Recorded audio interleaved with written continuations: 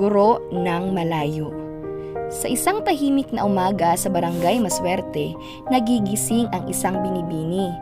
Sa kanyang mga mata, ang bawat araw ay isang paglalakbay at ang kanyang kwento ay maaaring maging inspirasyon sa buhay. Sa malayo, maputik at malubak na daan, nagsisimula ang kanyang paglalakbay. Araw ng linggo, sa ilalim ng malamlam na liwanag ng araw, maagang umaalis ng tahanan papunta sa bundok.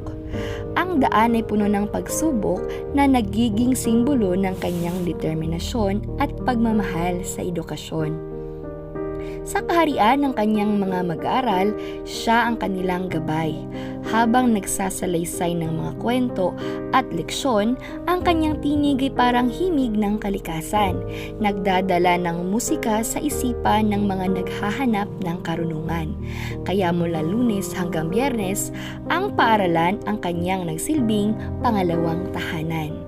Sa bawat araw na ito, binibigyang buhay niya ang pangarap ng mga mag-aaral niya. Hindi niya iniisip ang oras, pagod, o maging ang sariling kasiyahan niya. Sa loob ng 3 taong pagtuturo, siya ay naging masugid sa pagtuklas ng mga bagong paraan upang maipahayag ng buong husay ang mga aral. Sa araw ng Sabado, hindi ito araw ng pahinga niya, kundi araw ng pag-aaral niya. Ito'y pagkakataon upang palawakin ang kanyang sariling kaalaman. Sa kabila ng mga responsibilidad, siya ay nag-aaral para sa kanyang sariling pag-unlad. 3 taon ng pagtuturo, hindi po ito biro, mga pag-iyak, pagkabigo, ngunit ito'y bahagi ng kanyang paglago. Malayo man sa pamilya, ngunit ang bawat araw ay isang pagkakataon na mapalapit sa mga bago niyang pamilya kasama ang mga estudyante niya. Ang salitang walang internet connection ay hindi hadlang sa kanya. Siya ang mismong koneksyon ng mga estudyante sa mas malawak na mundo na parang ipinagkait sa kanila. Guro, magpatuloy ka sa iyong paglalakbay dahil ang iyong mga hakbang ay magbubukas ng maraming mga pintuan ng buhay.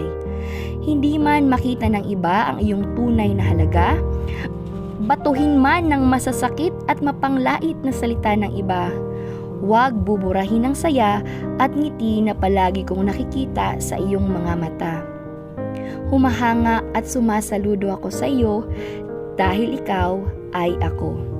Binibining Cynthia A. Antalian, Guro ng Malayo, New Tubigon High School of Home Industries, nagtuturo po ng Filipino 7, 8, 9 at 10. Mula sa Barangay Santa Irene, Prosperidad, Agusan del Sur at kasalukuyang kumukuha ng kursong Master of Arts in Filipino Language Teaching sa Northeastern Mindanao State University.